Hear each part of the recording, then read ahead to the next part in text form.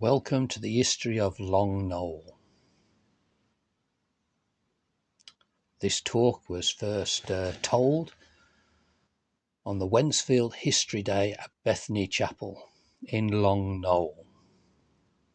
Long Knowle is part of the Black Country town of Wednesfield. And it can be found going along the road, Wood End Road, heading west.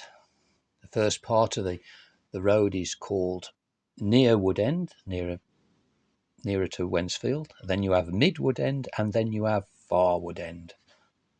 Those names have been lost down the ages, and now it's just called Wood End Road. Long Knowle's history goes back to Saxon times, just like Wednesfield, or Wedgefeld, as the people used to call it. The name Long Knowle derives from the Saxon word knoll brutches. Translated, that means a break in the hills.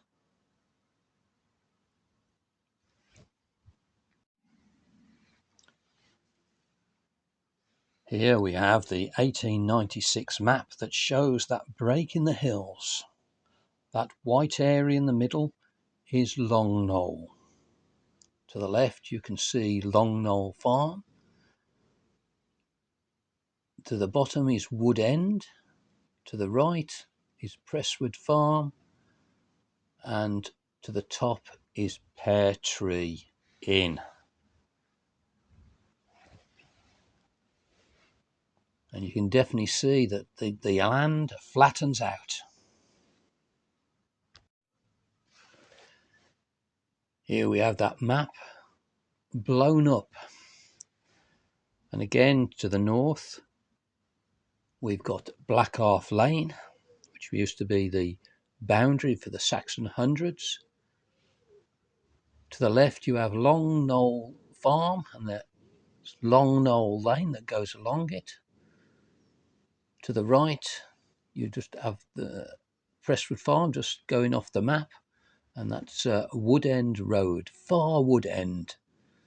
And to the bottom you have Presswood Road.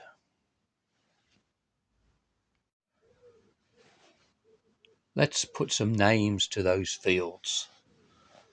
You can see that to the bottom we've got several fields called Long Knowles, a different spelling. You can see as the years go on, these names are from 1754, and as the years go on you have a slightly different spelling. Far Knowle Croft, Wood End Meadow, Round Pit Birch, Corner Leeson and Rotten's Land, former owner of Long Knowle. And down at the bottom you have that lovely little name of Little Fen Fidget. The farmland was split into two. Long Knowle Farm actually farmed the top bit, which is Rotten's Land and Round Pitch and Corner Leeson, and the bottom farm land was owned by the Duke of Sutherland, a landowner in Wolverhampton. And here on this 1901 map we have houses of note within Long Knowle itself. We've got Long Knowle Farm, each surrounded by that red line. We've got the blacksmith. We've got Elmsley Lodge, and we got the pheasant. The pheasant is slightly out of Long Knowle, but we mention it because he's intrinsically linked to the lodge.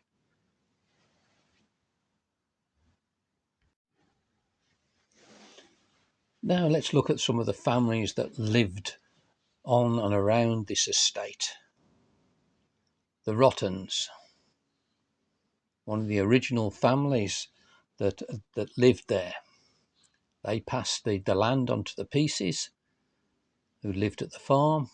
The Lanes, they lived at the Pheasant Inn and also linked to Elmsley Lodge. The Waynes also lived at Elmsley Lodge, and the Bradburns, the last family to live at Long Knowle Farm. And down the road from the farm was the blacksmith, the Arkansas. Let's deal with the Rottens. John, or Johnny Rotten to his friends, who was from Oxley, Bushbury, is identified as an early landowner. He goes back to 1743, 1744. A landowner in Wolverhampton. His house was Molyneux House. It wasn't called Molyneux House at the time. He actually sold it to Mr. Molyneux. Mr. Rotten got into a bit of a debt and he had to sell his house. And Mr. Molyneux took it on and renamed it using his surname. The Rotten name might seem a bit strange, but it's likely to be derived from Old English for cheerful farmstead. So let's hope Long Knowle Farm is a cheerful farmstead.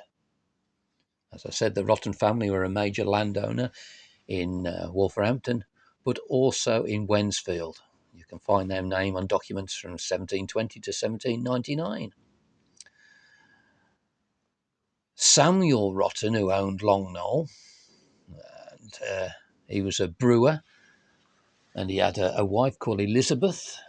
He died and she remarried William Uskinson of Oxley. They had a son who's become famous as an MP of Liverpool. He supported the trains, the makeup of the trains. He was dealing with Stephenson, and he went on the first trial journey of Stephenson's rocket, first trial journey of passengers. Unfortunately, there was an accident.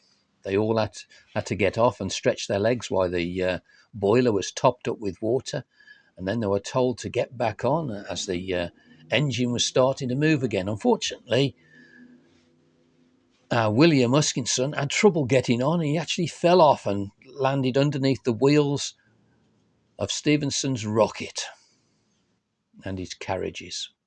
He didn't die immediately, but was packed off home, and he died that night, completing his will. So Long Knowle is associated with Stephenson's rocket and the first railways. And here we have an early mortgage of Long Knowle. It's very difficult to read, but you can make out a few things on it. And this is just one page of several, sort of a A3 size page, and can be found in the Wolverhampton archives. As you can see, this is dates from 1734, when the Rottens owned the land. Our next family are the Peaces. They brought the Long Knowle farm from the Rottens in 1799 and lived there until 1861.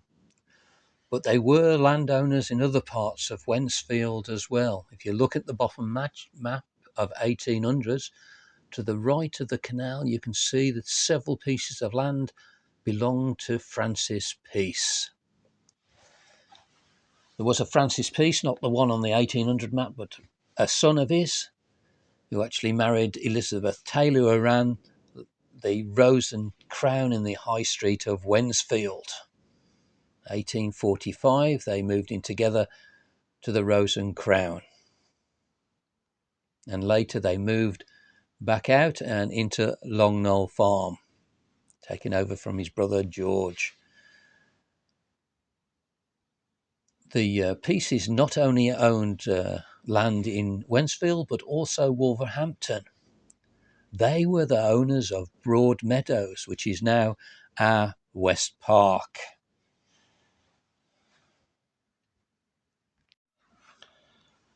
We've delved into the story of the Peaces, taking their family tree back.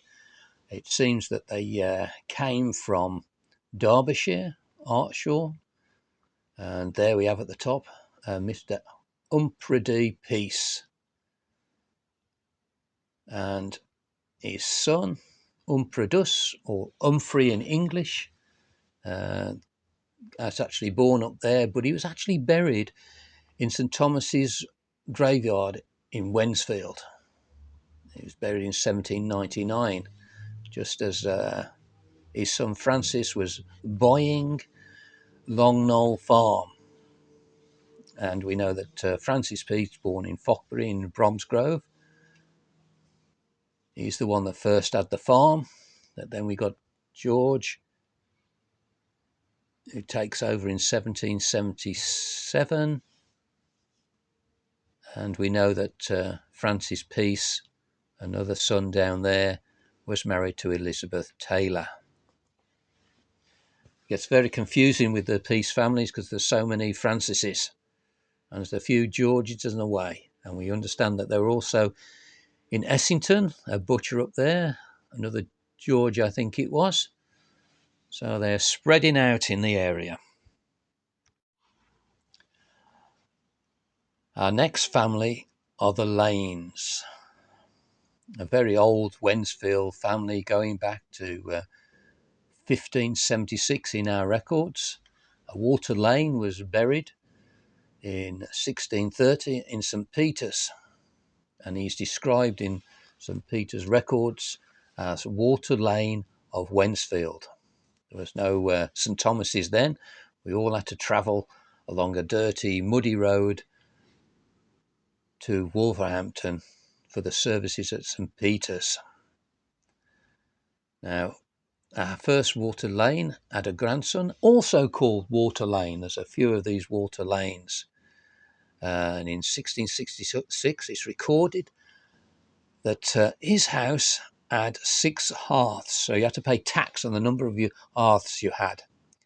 And we've looked at the pheasant and the foundations and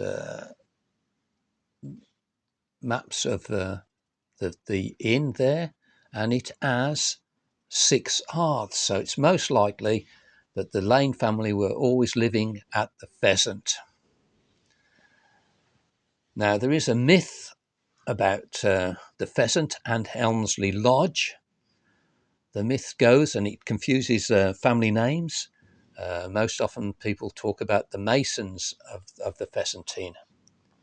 And on the myth, it says the Masons are father and son, Walter and Thomas, used to go with their gang to the 3 shires around, Shropshire, Staffordshire and Warwickshire, and they used to rob houses, churches, and they used to be highwaymen as well.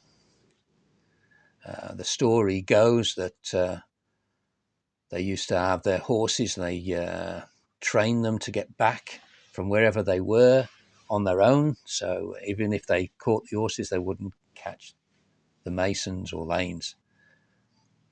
The story goes that the horseshoes were put on back to front to confuse anybody who was following. Well, unfortunately, the blacksmith, who we saw on our map, was a light sleeper. And he said that he woke up to see the horses going past, and he informed the local bobbies, the Bow Street runners, and they arrested Walter and Thomas, took them to Shropshire Assizes in Shrewsbury, where they were found guilty and were hung there in 1791. Their bodies were brought back to Wednesfield and buried at the cemetery around St. Thomas's Church. And even in the records, there is a little gallows picture next to their names. Now, there's a lot of myth around it. The true story is just as interesting. It is said that the loot that they got was used to actually build Elmsley Lodge. We'll look at that in a moment. The truth is, there was a Walter and Thomas Lane. They did go and rob the 3 shires, and they brought back their goods, and they were caught selling a church surplus, a garment, in their pub. So they weren't too bright. The Bow Street runners found them selling these items and arrested them. They did go to Shrewsbury. They were hung, and they were brought back and buried in St Thomas's graveyard. Now, the son of Walter, who was hung, he took over the farm, but he was a bit of a drunk. There's a story in the papers of him going to Wolverhampton and wandering down the streets in a stupor, knocking over a cake stall, and he was arrested and he had to pay a fine to make up for what damage that he did. Unfortunately, our Walter didn't sober up very often, and he went to look at the people who were threshing his crops, his wheat, and he stood on the thresher and climbed up on it. Unfortunately, he missed his foot, and he ended up in it, and he got mangled, and that night he died in the pheasant itself. It appears that there were good and bad lanes. The lane name died out in the bad side of it. So Walter, the son of Walter, there were no other sons, and the daughters married out, and the lane name was lost on that side. The good lanes, there was a Thomas Lane related to the Walter who was hung. His family went on to be the trap makers of Wednesfield. They had a factory up Graiseley Lane, and they were quite profitable, and eventually they went out to Australia and sold a load of traps over there, and I think their family name is still going out there. As I said, the daughters married, and they changed their names, adopting their husbands' names, and Sarah, also a daughter of Walter, the highway robber man, married William Meredith in 1820. She died in 1881. She was the matriarch. She sort of took control and looked after all the land that there was.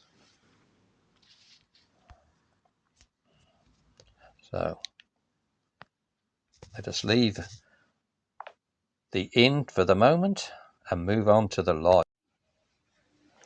Elmsley Lodge, built around about 1820 for William and Sarah Meredith, and she was formerly a Lane. They got married around 1820, so it's their family home, which they seem to be quite happy there. Although it wasn't called Elmsley Lodge at the time, this didn't happen until 1891, when a new tenant, Annette Elmsley, moved in and named it Elmsley Lodge. Annette was a daughter of a local landowner, Mr. Phillips, and she married Mr. Elmsley. She named the lodge after Lord Elmsley. Now, I can't find any relation between Annette Elmsley and the Lord, but the family name of Lord Elmsley was Emmingsley. So obviously she named it after the Lord. She wasn't there long, 10 years at the most, when the Wayne family moved in. They moved in from Long, and they were manufacturers, iron founders, and manufacturers of locks, and also the Wolf motorbike. If any of you are bikers after antiques, there's one for you. Now, Mr. Vincent Wayne, J. Vincent Wayne, was also a pioneer of the radio. He had his radio tucked away in a little room, and he had 3 or 4 masts in his garden, and he picked up an SOS from a PO liner called the Narung that was travelling to Australia. It was caught in the Bay of Biscoe in a storm, and they sent out an SOS, and he relayed that to the Coast Guard, and the ship was saved. Unfortunately, in the following war, the ship was sunk by a torpedo from a U-boat. Now, Mr. Wayne also had links to Mr. Marconi, Dr. Fleming, and even the Admiral of the fleet, Henry Jackson. During the war, Mr. Wayne was asked advice on cracking a few German codes and that. Now, Mr. Wayne also financially assisted Mr. Logie Baird in the development of television. He was down in London in the labs down there, assisting Mr. Logie Baird with his first transmission of television. In 1912, Mr. Vincent Wayne was interviewed in a newspaper, and in an interview in that year, he actually said the wireless will become so general that not only will it supplant the telephone, but it will probably be attached to every house, and it will be quite possible to carry an installation in the pocket and dispatch messages here, there, and everywhere. So Mr. Wayne had the first idea of the mobile phone that we carry in our pockets today. The concept of the mobile phone was born at Elmsley Lodge. So not only are we related to the trains, but also telephones and tablets and computers as well. The Arkansas, the blacksmiths. And there we have a nice little drawing of the Arkansas blacksmith on Long Knowle by Mr. S.J. Butler. And one of the last Arkansas was Percy, and there we are in his uniform, his school uniform in 1911. He was the one that turns the blacksmith shop into a petrol station that some of you might remember, and there in the top right is a picture of the shop of the petrol station. It is now gone, and all you can see along Long Knowle is those houses where it used to be. And looking back through the records, it wasn't always called the blacksmith, but it was also called the Hungry Hall. And the Arkansas were there from 1891 to 1962. The Bradburns, the last occupants of Long Knowle Farm, originally from Westcroft. The original Mr. Bradburn was actually a collector of rents for Bushbury Farms. He was also a farmer, but also into manure manufacturer. They moved about a lot in Wednesfield. They were in Wednesfield House, which is now where the Erin is, or where the picture house was. And they also in New Cross Villa and Alexander Cottage on Amos Lane. And they were national manure manufacturers. But one of the Bradburns was also an inventor.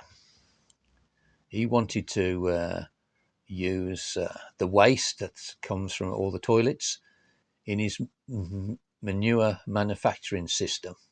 So he invented a toilet in about 1860s where the waste was separated, liquid and solid, and the solid was actually sent into a furnace at the back of your toilet. Fortunately, we didn't go down that line, or we'd all have a little fire at the back of our toilets. Yes, and they were the last residents of Long Knowle Farm from 1899 to 1937. Hence, the road that the farm was actually situated there is now called Bradburn Road.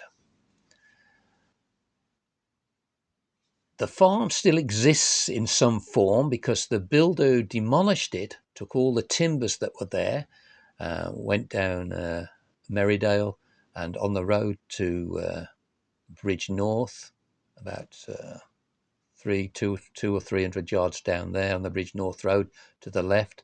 There is a house called Long Knowle House, which has all the timbers incorporated into it. The Bradburns were prolific farmers, and they farmed at a number of farms around the district. The Hilton Manor, the Tong out in Shropshire Hill, and Shares Hill as well. They had farms. In 1860, William Bradburn was manufacturing manure down Backhouse Lane, and he used a system where he buried offal and dead animals in his fields down there. But unfortunately, the local population complained about the stink, and it's called the Great Wednesfield Stink. And the local council or board took William Bradburn to court, and he lost his case, and he was fined a shilling. Unfortunately, the council had to pay their costs as well, and they had to put up the taxes that year for a couple of pence. So although he was fined a shilling, they had to pay much more. William Bradburn was also a church warden at St Thomas's, and if you look around the churchyard today, you will see there is a wall there. It used to be much higher, and William took the local vicar, Mr. Stevens, to court. Mr. Stevens didn't want to repair the wall. He was too busy repairing the church. So Mr. Bradburn didn't like to look out of his house and see a crumbling wall.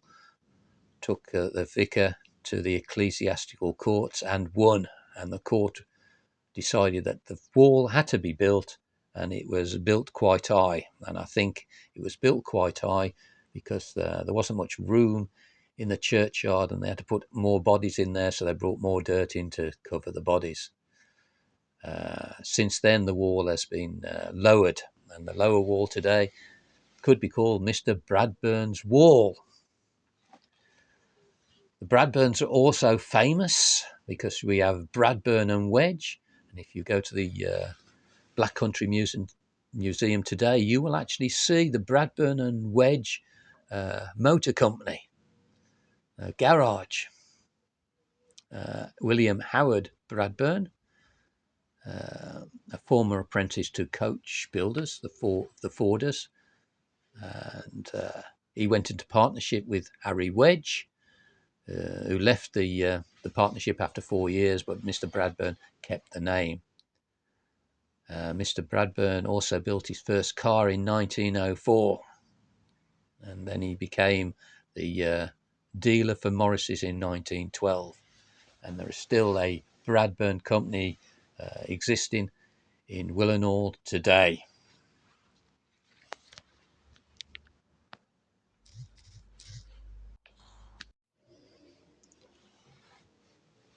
The Long Knowle housing estate was built in the 1953-1954, and here we have an aerial map, and you can see the skeleton of the roads being produced there. The farm has long gone. In 1938, the council bought the land, and you can see that Elmsley Lodge is still there in the bottom corner of the estate. And Arkansas's petrol station is still there as well in the top left corner. And yes, you can see a Blackwood Road being developed there.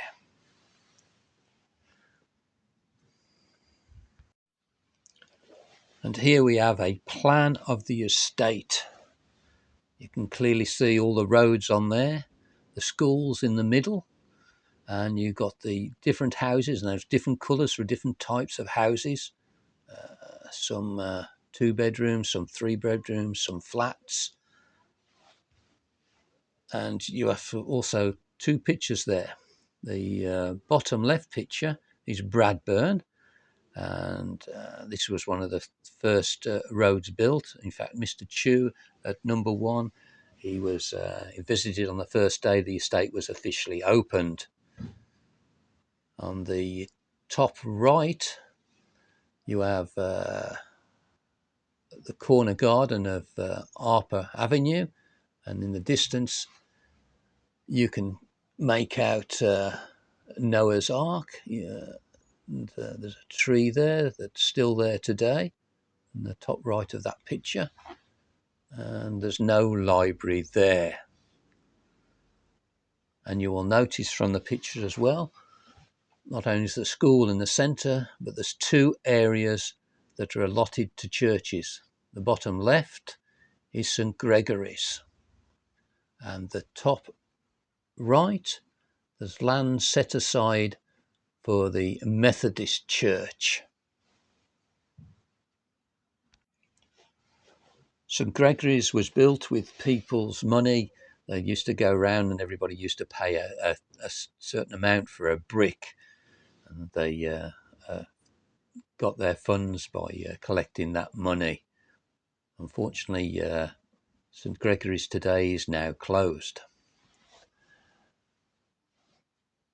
Now, the Methodists never built a church on their area. After some time, they decided they didn't want the land. But there is a church there, and it is Bethany Chapel, which we were doing the talk at. And we had the Wednesfield History Day at as well. The Methodists came to a council meeting and says, we no longer want the land. Fortunately, there was a gentleman there, a Mr. Philip Grimmett, and he says, if they don't want the land, our congregation would like it. Mr. Grimmett was an elder in the Brethren Church that was meeting at Wood End at the time.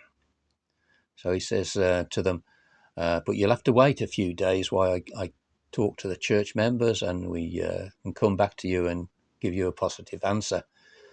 And the council says, we've been waiting for years for the Methodists. A few more days will not matter.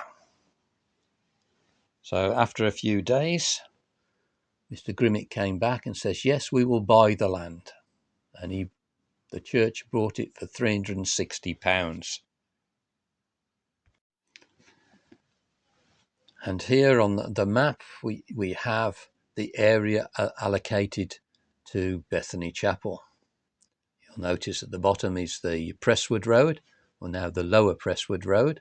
And we've got a nice picture there of the houses that were there before the flats were put. And that house on the bottom right is Mr. Phillips, I believe, who was a blacksmith, not be too confused with Mr. Arkansas.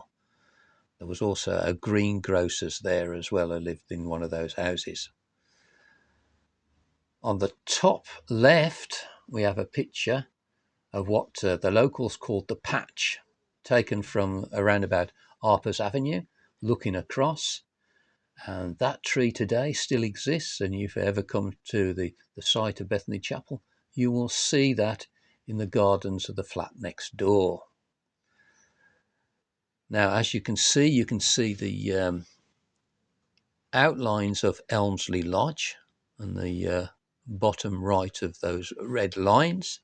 That's where the lodge was, and you can see the boundary of their garden, that green line, and that boundary line still exists today, but the church has taken over all that area.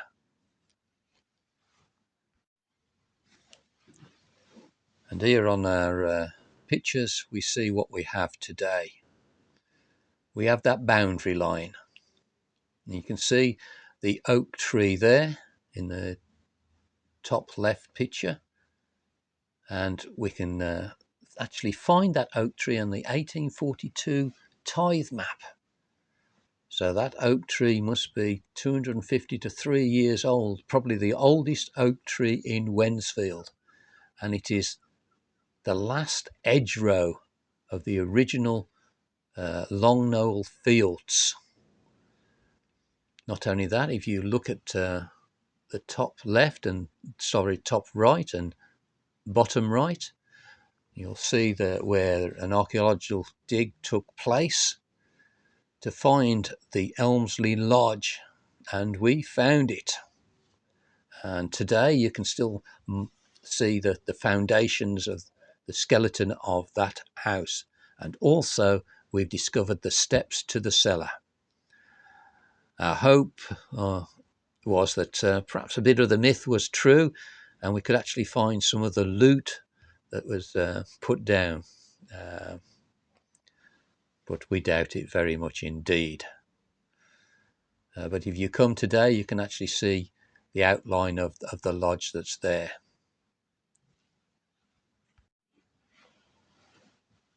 And that's the end of our history. We've touched on many things. There's still more things to be said about the first people that moved into the area, and the first children who went to the school. There is a story about one of the people who lived in Long Knowle. They moved from Long Knowle to the big estate, Ashmore Park, but they had to move back because they liked the smaller estate where everybody knew each other. There are many other stories of Wednesfield to be told. So if you go to the Wednesfield History Society webpage, you can find much more of what we're doing to discover the history of Wednesfield. And I hope you enjoy it all. Thank you very much.